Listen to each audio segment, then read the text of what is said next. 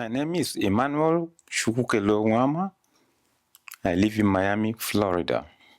The reason why I moved to Miami after my school years is the fact that in Miami there is a diverse culture, and the temperature in Miami is pretty much similar to my temperature back in my country.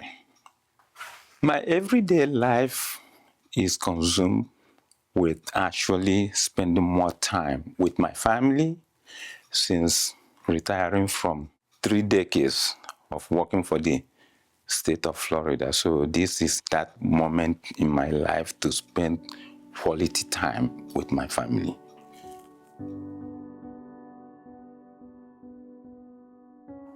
When it comes to writing, it's not something that I originally have in my mind indeed, but I was very much inspired after my sister-in-law actually heard about my lifestyle back in Nigeria during the war.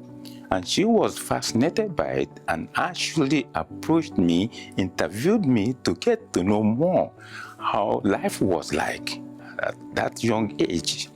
And from what she learned, she actually wrote a thesis for her master's degree, which is what was the first inspiring moment that made me to think about it. And my family indeed also said it would be a nice thing to do so they too can know more about what life was like. For me, growing up prior to the war, during the war, and after the war, that is the last inspiring factor to make me write the book. So I'm so delighted that I got to write the book, and it has been such a great experience for me. The war indeed impacted me in many respects. Even as young as I was then, it definitely caused some kind of setback for me in terms of my education. But then what I also come to realize as well was during the war, having lived in different refugee camps, that itself also shows you how nice some people could be. There's some different people in different localities and towns that we have resided throughout the wartime. There was many people welcome us with open arms, and then also it kind of makes you realize that there are things you take for granted in life that you never realize are important. Those things are. And it was indeed a great experience for me, and it also caused me also to know how important it is to work very hard to survive life.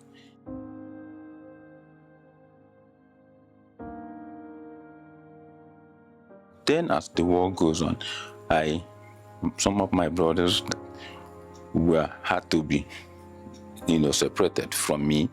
At that moment, it became a very tough thing for me. And so I was left with my mother at that point in life where I have to be the one now to provide. I had to take up a job. I was fetching water for this woman that has a food court in a market square at that point in time. And the woman was so kind enough to actually provide me with food for me and for my mother. Being able to relocate my mom to the Badram village was one of the very best decisions I have made, because it didn't take long. Shortly after we went there, my mother passed away. And thank God that there were family members that happened to be around to help actually have my mother buried. And that is how it went down during the war. It was the darkest moment, but I was still thankful. So growing up, like I said, my dad died at the time I was 2, so I never really get to know my dad. The only thing that I know was my mom in my early part of my years. For 13 years of my life, I lived with my mother before she passed away during the war. The main thing that was instilled in me was the duty of hard work. You do your chores, you have your work to be done, you go, you fetch water in the morning, you sweep the compound, you do all these things as a child growing up in the village. So that become part of my journey, part of growing up to be who I am. I do all that I need to do, work hard, go to school, never give up or engage in any activities that will definitely undermine your success in life. And that is how I grew up. My mother's inspiration was key to who I am today, and also those uncles and so that happened to be around, become part of who I look up to as father figures back in the days. But definitely the person that gets my thumbs up was my mother, because she too went through a lot in her life, raising us up and doing everything that she could to give us the life that she gave us. The moment that we left our hometown, we flee from our hometown and become a refugee. That was something that you can never imagine it happening.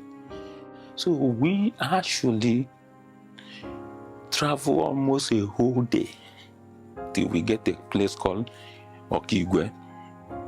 And there it's a camp, a refugee camp. And that living in that refugee camp, that was indeed that there makes it so obvious. We're not even gonna get back home anytime soon.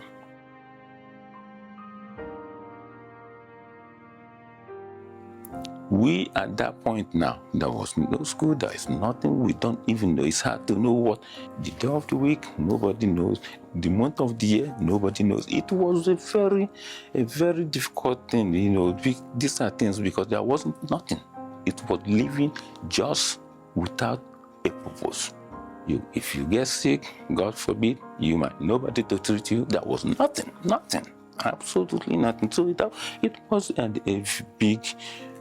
a big experience, you know, for me. But we managed to make it through. You know, while we're there, we don't even know how long you'll be there, because I lived in the 11 different refugee camps throughout the period of 3 years. And that's how I ended up having to live with my auntie during the war, going on different trade expedition when possible. And that indeed is how I survived, how we survived and made it through.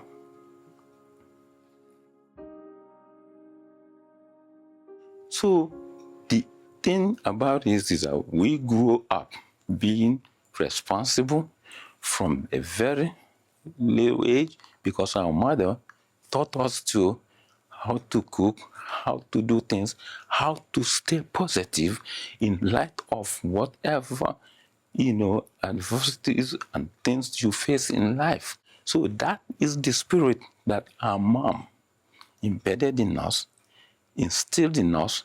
We all are products of what our mother, at that point in her own life, instilled in us, and that has been what we continue to have today, or what we instill in our own children. So that is where it all started with our mother.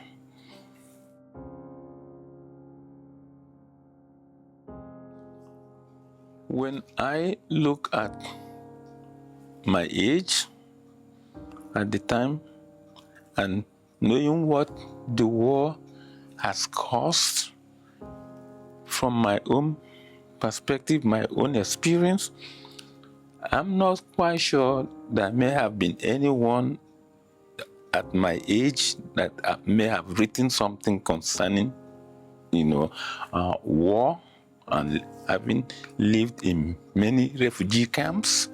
So it is what makes this book a bit unique, because I saw with my own eyes what could happen to a person, how a person could easily be gone just like that. This issue of starvation, seeing children dying by hundreds in the refugee camp, seeing bodies not being buried as a result of the war. Don't talk about the military, those military people that committing all kind of atrocities, all kind of things. I would not wish any of such on anybody.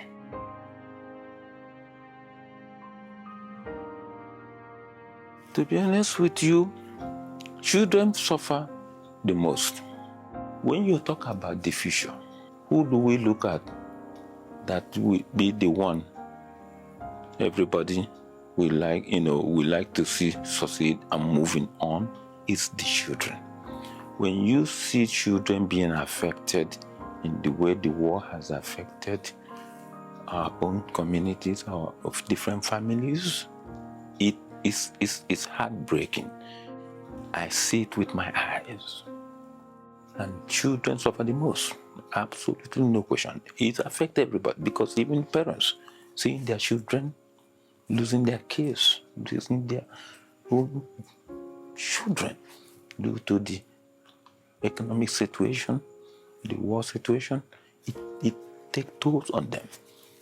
My own mother, when my mother died, in the way she died of heartbreak, seeing her 4 boys gone to war. It was too much, and that's how my mom died. Many parents also suffer the same fate, having to not to know about their children's well-being, about their whereabouts, and so. And that's where we are. That's why, so children suffer the most. That's from my own personal experience.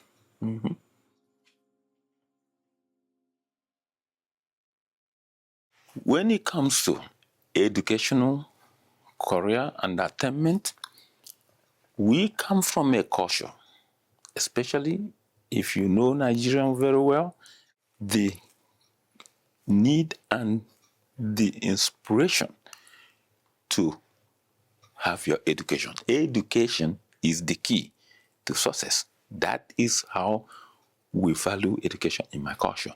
So my brothers, with their help, with what I saved, and I was able to secure admission with University of Texas, Southern Texas University.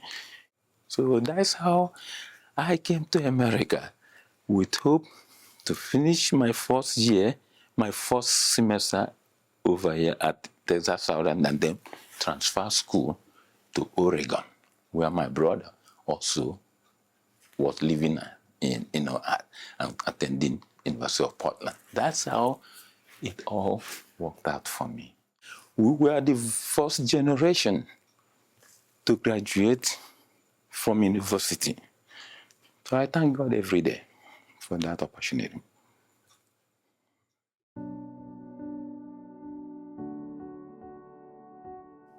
It is very important to have hope. Hope, to me personally, is something that you have to have it in you. It's like believing in yourself, believing that it is possible. And that is the only thing in life that will motivate a person to be able to strive, to be able to overcome. Once you have hope you will be able not to let nothing stop you. If you have hope and have that sheer determination, you will succeed in life. Nobody could believe that my brothers, we are all here in America. It's all because of the plans, the hope that we have in each other in life. And to see the same hope we instill in our children, and to see all of them striving to make a better life for themselves, building that foundation that gives them that hope is what matters the most. You know, like I said before, writing has not been what I had ever had in mind, but after hearing from different ones that have really been impressed with what I went through as a person and see the potential in probably using this platform in my writing to let people get to know how it can inspire the readers, everyone that have the opportunity to get their hands on this book will be inspired and will definitely make an impact.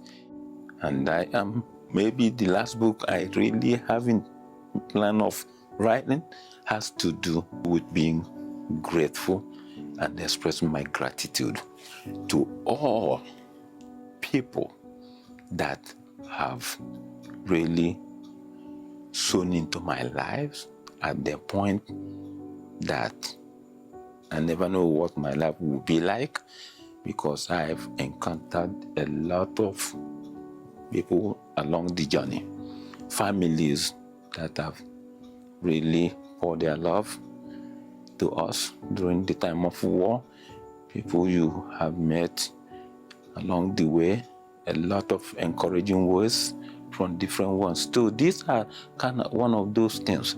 It kept me going, saved me throughout the war, protected me to make it to this great land, a land of opportunity, which I believe it is. No matter what goes on, that we see going on around us these days, America will always remain a country that definitely open a door for whoever works hard can absolutely make it.